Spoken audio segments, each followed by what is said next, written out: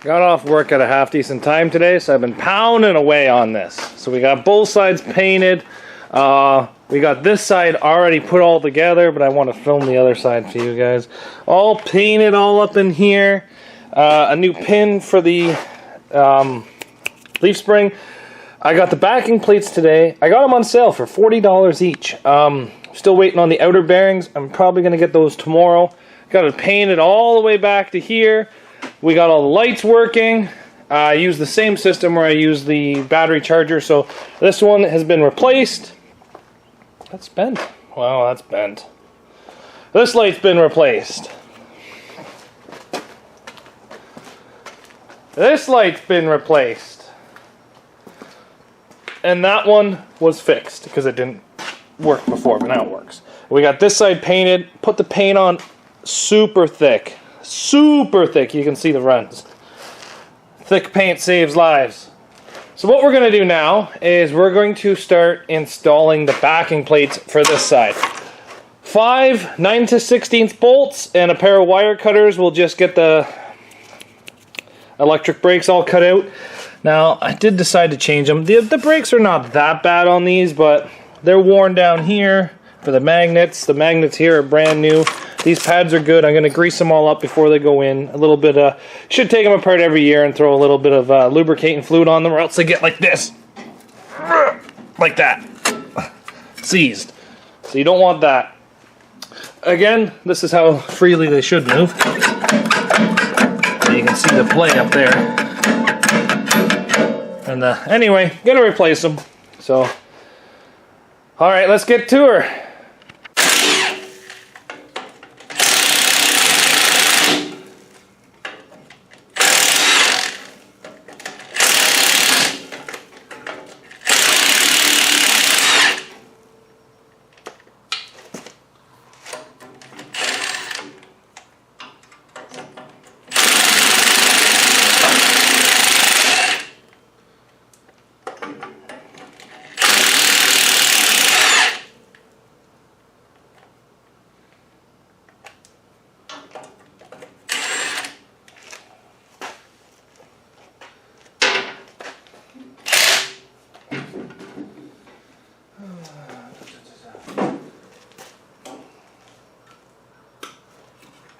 So I probably do this every 2 years with my trailer, just to keep up the maintenance. So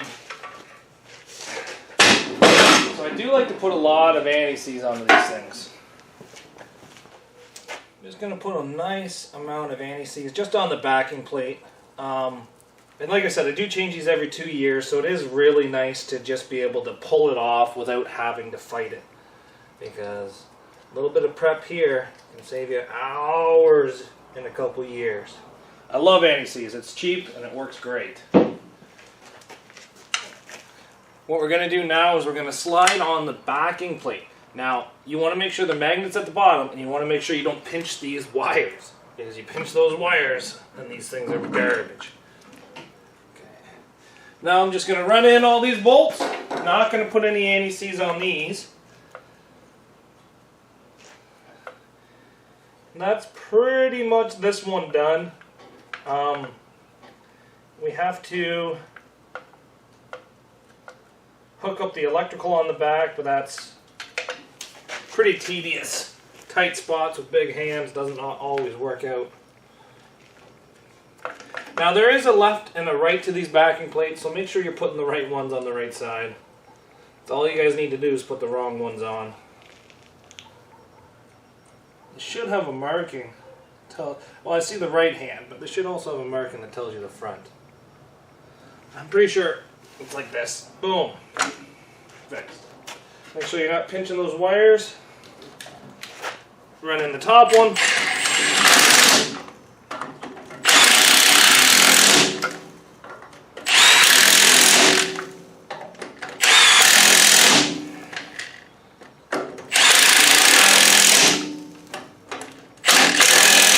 Circular motion saves lives. So we're just going to do the other one now, and then hop underneath and do the electrical. Just going to cover up the spindle. Ta-da! we have got all the parts to fix this thing up. So what we're going to do is make sure there's no dirt on the spindle itself. Then I'm going to take this grease gun, wipe the dirt off of it, because apparently every time I put something down it gets dirt on it. Bearings are one of those things that you do really want to keep clean. So what I'm going to do is I'm going to pump a little bit of grease through the grease nipple and knock out all the old grease that is in the lubrication tube until it comes out new. There we go. So as you can see how dirty it was at the beginning, right there on the finger, and then that's the clean grease. So we have clean grease going into her now. Next thing we're going to do is we're going to get our fingers dirty.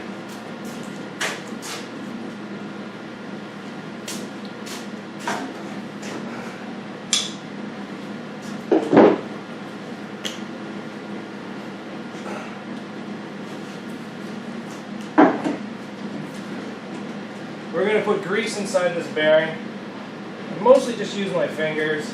I have a little piece of cardboard right there to start it off, I guess. Just want to push it into the housing. The more grease in here, the better. Now, too much grease is not a good thing, but when you're assembling, it'll kick out the grease it doesn't need. It's a pretty messy job. Nylon gloves would have been really nice. Nylon? No. The plastic surgeon's gloves would have been really nice. So I'm just going to make sure that's in there all the way. I'm going to flip it around, make sure she's pushed, all the grease is pushed up to the bearing. There we go. Now we're just going to slide this puppy on.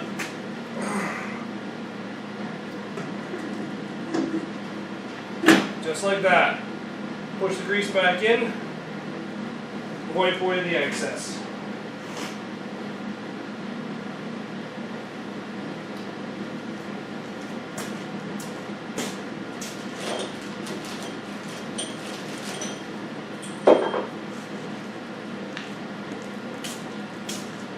I've seen a lot of memes going around on the internet about this, but everybody should know how to pack bearings. This used to be a very common thing. Bearings started to become sealed units in the 90s. But before that, they were all individual bearings that you had to put in. As a child, I did this a lot. My dad bought a lot of crappy vehicles. This is something that the smaller hands are always good for. And as soon as you have a whole bunch of calluses, it's not always the best, like I have now. But what you want to do is we're packing the grease in the bottom and waiting till it comes out the top. And you just make your way all the way around the bearing. Yeah, it's a simple job, but I'll do it. Takes a little bit of time. Makes a horrible mess every time.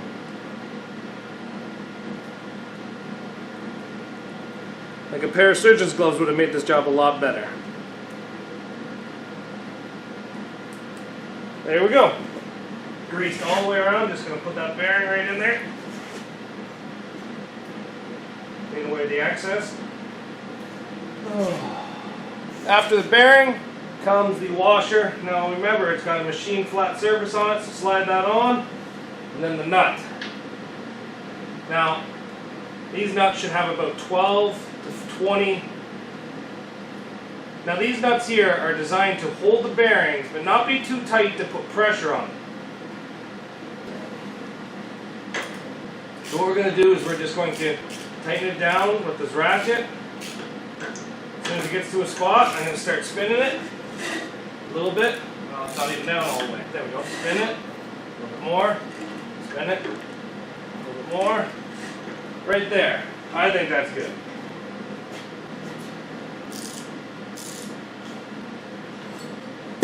And last but not least is dust cap. Just going to put some grease inside the dust cap here. Now this is good to overfill because it will put pressure once the grease heats up and force it back into the actual hub. But before we put this on, we're going to do one last thing.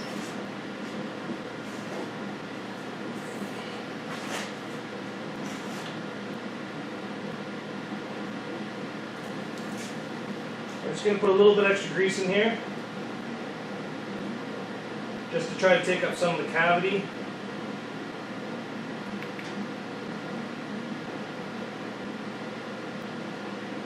Just like that. Now it's time for the dust cap.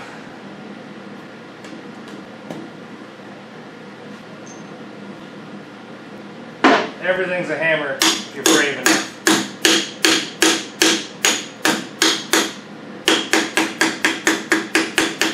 There we go. Now there's a quick. Oh, I forgot something. You guys made me forget.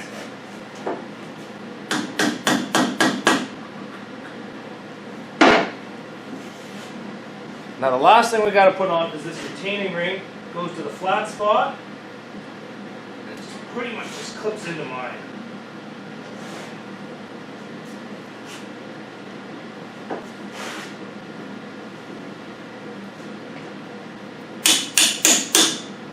Just like that. Now the dust cap goes on. Just like that. Everything's a hammer if you're brave enough. Just quick clean up around the edges. Make sure the dust cap's on all the way. But she's done. So we have 3 more to do. I'll get all those done and then we'll be zipping these tires on in no time. So a buddy came over and he doesn't like to be on camera. Don't worry, it's not Steven. Steven loves being on camera. I'm starting to see all the love for Steven down inside the comments there. Tells me he's got at least 200 Facebook requests since he's been on, friend requests since he's been on Zach's workshop. We got the back tires all done on. We tested the brakes, they work. We can't put the front tires on until we get the trailer pulled ahead a bit. Can't even bring it down anymore until you pull it ahead a bit because it's on the parts washer and the vise. For the winch, I ended up taking that thing down off the shelf and I was going to put it on, and the guy that came over that didn't want to be on film said, why don't you just put that control box on there? That winch still works. So that's what I did. I put the control box on it, wired up the control box, got it all working so the winch works good. I unspooled the whole thing, fixed the lead, spooled it back up. So that's done. We fully painted the whole trailer, including the fender wells. Just one little cut on the hand, so not that bad. Again, only one tire put on over here. And did a sweep, but didn't want to sweep it to the floor. But as of right now, trailer's ready to go outside. Just going to hook the little Suzuki up to it tomorrow and try dragging it out a bit. Just ahead so I can get it down. But it's kind of past the point where I can be doing all that tonight. So yeah, everything's going good. Trailer's up and going again, so all we got to do is wait for the truck to come back from its safety, and the trailer will be fixed. So we can start hauling cars to scrap, get the yard cleaned up. So thanks everybody for watching. This has been a little build up on the trailer. Just getting stuff done. Just getting ready for the derby season. These things have to pass an annual safety inspection up here every year. So once I be getting my yellow sticker, she goes right there. Some of you guys are going to tell me she doesn't need the yellow anymore, but honestly I'd rather spend the extra little bit of money and get it, because when the MTO pulls you over, they're going to find a reason to give you a ticket. Less reasons they can give you a ticket, the better it is. So this is what I do. Thanks for watching everybody. Have yourself a great day.